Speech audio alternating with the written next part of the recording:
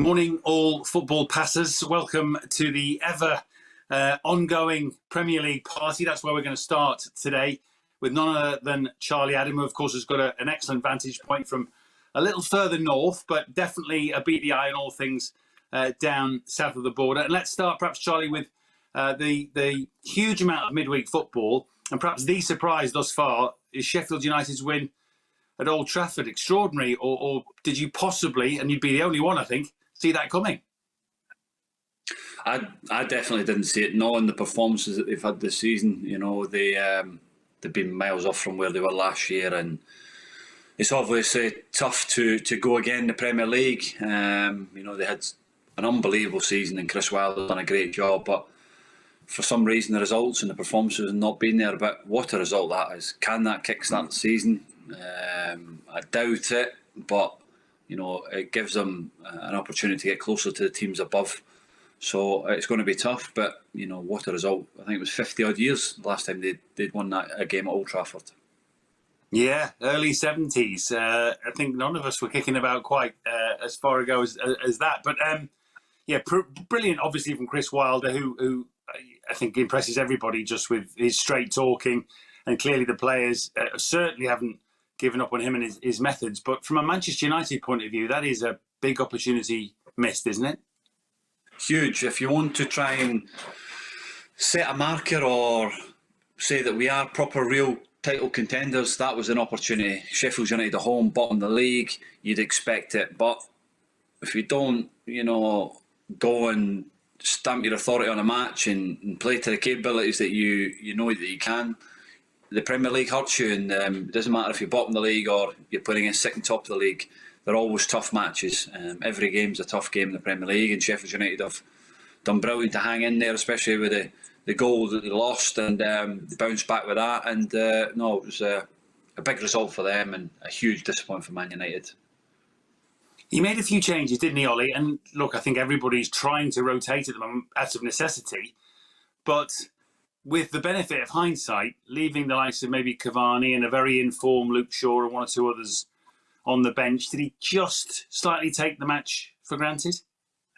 Possibly. I would rather he play the strongest team again and keep winning football matches and maybe take one or two off if they're in a comfortable position in the game, to rest them.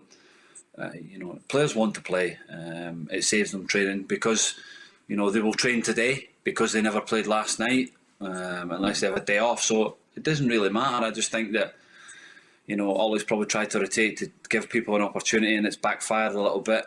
And they've put themselves in a different position from where they were last week. So they'll have to bounce back if they want to be involved in challenging Man City, because they just keep steamrolling ahead and just a machine that's moving forward again.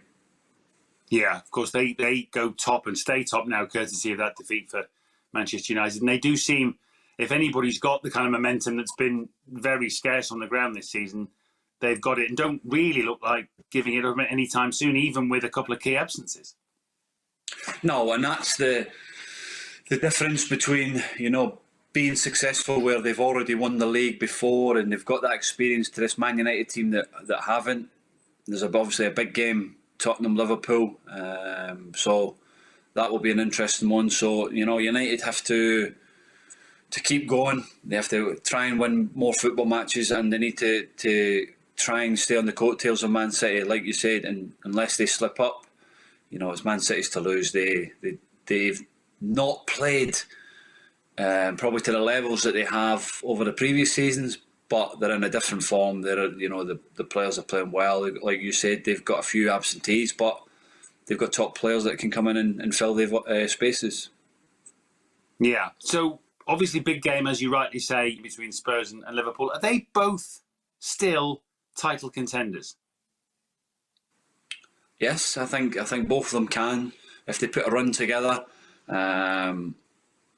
Listen, Liverpool's centre back is the one that we keep talking about, and you know, you can only get away with, I think, playing certain players in that position for so long before you have to look at it. I think Jurgen will be looking to try and get someone in if he can, just for cover till the end of the season, because it's been a problem issue, even when you're playing a Henderson in there, or Fabinho's done a great job, but it can only last so far. And young Williams come into the weekend and made a few errors and mistakes, and that's probably cost him. So it is difficult, but when you're at the top and you're at one of the big clubs in the world, you have to challenge on all fronts, and we'll see what happens. And these, what Jose's like, he's stirring the pot a little bit, and it'll be interesting to see what goes tonight. And if either team can win tonight, then they're definitely in the race for the title. Yeah, he's got a conundrum, hasn't he, as far as selection goes, because it sounds like Matip is available, but if he plays Fabinho and Matip against Tottenham, he risks, certainly in Matip's case, him not being available or at full strength for a game at West Ham on Sunday, which is arguably just as difficult. They're in fine form as well. Yeah, man, I watched the game the other night, West Ham, and Antonio Carroll could have scored a hat-trick, but they're in good form, West Ham. That's probably a tough place going at the moment with the form that they're in. After this Tottenham game, they could be. The preparation, I think that I heard that Liverpool will stay down in London from obviously tonight till the game on Sunday, and that could be another deciding factor in in a hotel for 3 or 4 days, lockdown, not being able to get out. So it's going to be tough for them, but they'll concentrate on winning tonight. If they can win tonight, take a bit of confidence going into that West Ham game, and if they can get a result, then they are definitely in the mix. But I think this West Ham game is a huge game, and I could see West Ham getting something from it. Now, obviously, all changed at Chelsea, and we got a first glimpse. Okay, he's only been, I think, in the country for a couple of days and with the team for one session and one game, Thomas Tuchel. But it looks from the selection that we're certainly setting off in a new direction. He's not going to be Frank Lampard Mark II, that's for sure. No, I think he probably just come in, ripped everything up, what Frank's done, and made the decision that he's going to do it his way, which, well, fair play to him. He goes and leaves Mason Mount out, who's, for me, has been excellent this season. And, Reece James was left out as well, and he's brought back in Rudiger, brought in Azpilicueta. So he'll want to go his own way. It will be tough, but that's what happens when you're at a big club. You've got to make big decisions. He's got good experience at Dortmund and winning at PSG, so he'll want to try and bring that into the Chelsea group. The title is too far away from them, but Champions League is a more realistic goal, and he'll be told that he has to get Champions League football. They spent over 200 million last summer, and the players that they brought in have underperformed. Havertz, Werner was left out last night. So it'll be interesting to see what he does. And I heard I'm talking about the intensity of going and getting the ball back and the regains that they had high up in the pitch against Wolves, who are a good counter-attacking team. So listen, it's by Chelsea standards, a draw at home to Wolves is probably still disappointing, but with only a day and two meetings, he said before the game that he was pleased with what he seen. Yeah, and I saw Everton and Leicester last night. Again, two in-form sides. They kind of battled out a 1-1 draw in pretty wet and blustery, wintry conditions. But again, they're not far away, either of them. How many teams are fighting right at the top of the table, do you think? Is it kind of more than ever this season? It is, and I think this is partly because of the pandemic and so many injuries and games and things like that. It gives clubs an opportunity to get closer to the top. I think there's only three teams that could win the title for me. City, Liverpool and United are the ones for me. I don't think Leicester and Everton will challenge to properly come the end of the season, but I might be proved wrong. But Leicester have been in great form. Brendan's done a great job, from where they were to now. They keep rebuilding. They brought some young players in as well, and Farfan and people like that, and he's been excellent. So no, they keep going along, and it'll be interesting to see where they do finishing. But if they can get into that Champions League spot again, it'll be huge for them. Yeah, now obviously you've got your training top on. You're off to training now. The scene up your way, we can't really talk about the title race, can we? Given that although Celtic did finally get a win this calendar year, Rangers did it again, found a way against Hibs, and they just march on.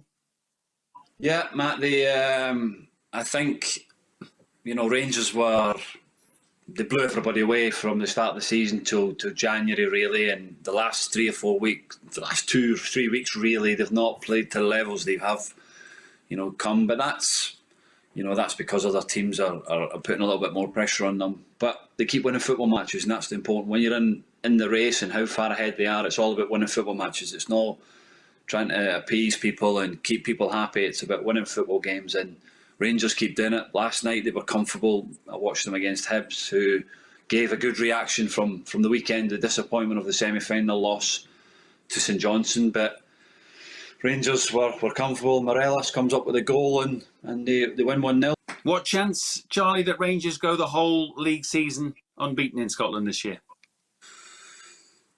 I was asked this question the other day. I think it's going to be difficult because once the title's won, then you might take your foot off the gas a little bit, and then that's where they might lose a game. We talked about Liverpool previous seasons about doing that, and it would they end up losing to Watford. So I think the Rangers are just worrying about get the title won, and then we'll see what happens. I don't think they can go the season undefeated, but you never know with this Rangers team. They keep turning results at the moment and getting good results. So they just need to keep playing the way they're doing and winning football matches, and before they know it, the title will come to them.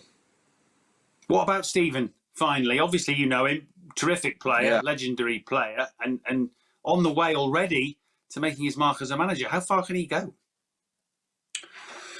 If you look at the big thing about Steven when he first came into the job, he parked his career to the side. He knew that whatever he'd done as a player would not be for him as a manager. So he had to start as a fresh, and he's had 2 years of ups and downs, a couple of struggles. After the Christmas period, the January break, but at that time he had a board and an owner that stuck by him when he was going through a tough time. His owners, they stuck by him, they backed him, they believed in the project that he was doing, and they're getting the rewards now for that. And I think that he's in a great place.